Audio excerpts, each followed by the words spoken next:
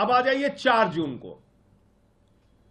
4 जून को supreme court में सुनवाई होती है इस साल इसी महीने। अब 4 जून को सीबीआई ने माननीय सर्वोच्च न्यायालय के सामने कहा, किसी और अदालत के सामने नहीं, देश की सबसे बड़ी अदालत माननीय सर्वोच्च न्यायालय सुप्रीम कोर्ट के सामने कहा, जब सुप्रीम कोर्ट ने कहा भाई कब तक आप जांच चलाएंगे, 2 साल हो गया, 2 साल हो गया, कब तक आपकी जांच चलती रहेगी?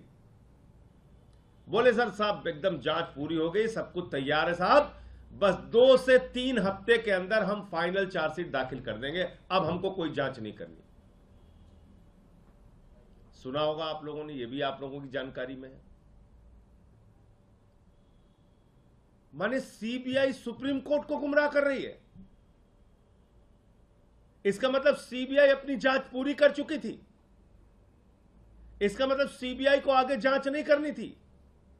इसका मतलब सीबीआई को कोई और गिरफ्तारी नहीं करनी थी।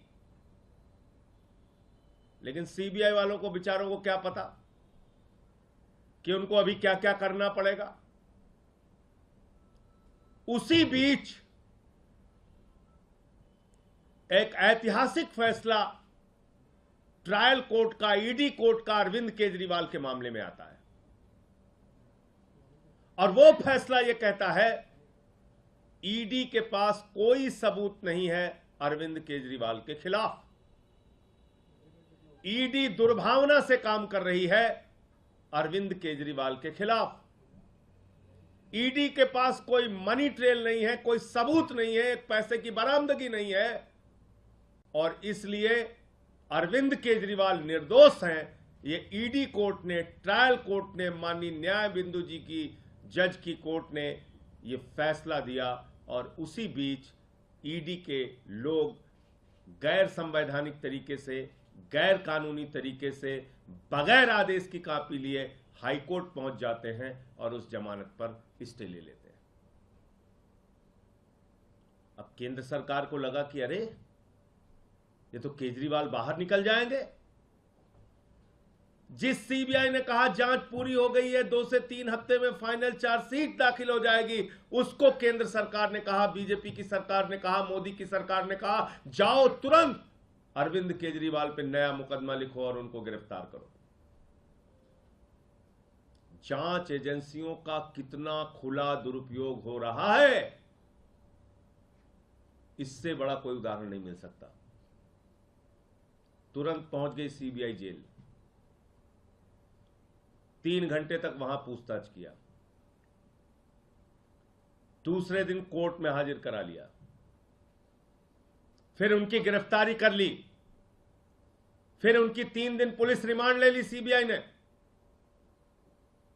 और 3 दिन के बाद आके कह दिया साहब अब जांच नहीं करनी, इनको जुडिशियल कस्टडी में भेज दीजिए। आपने मजाक बना रखा है न्यायालयों का, मजाक बना रखा है कानून व्यवस्था का, मजाक बना रखा है इस देश के संविधान का। एक मुख्यमंत्री जिसको आपने 2 साल तक गिरफ्तार नहीं किया, कोई सबूत नहीं थे आपके पास, लाखों पन्ने आपने छिपा के रखे हुए हैं ईडी सीबीआई ने, और अचानक आपको लगा कि अरे ये तो बाहर निकल जाएंगे, सुप्रीम कोर्ट से भी ट्रायल कोर्ट की जमानत पर मुहर लग जाएगी, उससे पहले आपने फर्जी मुकदमा लिखा, उनको गिरफ्तार कर लिया। किसके इशारे पे? मेरा सीधा आरोप है केंद्र सरकार के इशारे पे, भारतीय जनता पार्टी के इशारे पे, प्रधानमंत्री नरेंद्र मोदी के इशारे पे। आपने एक लाखों पन्ने की तो चार्जशीट दाखिल कर रखी है अलग अलग मामलों में, लाखों पन्ने आपने छिपा रखे हैं, आपकी जांच अंतहीन तरीके से चल रही है, मुकदमे पे मुकदमा लिखे जा रहे हो। तो कल कह दिया साहब जुडिशियल कस्टडी में भेज दीजिए। तो 2 बातें साफ हो गई।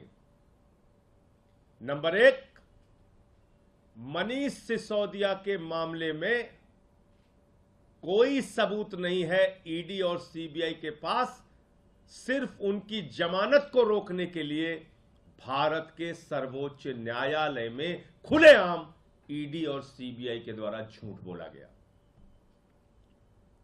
यह माननीय सर्वोच्च न्यायालय की अवमानना है।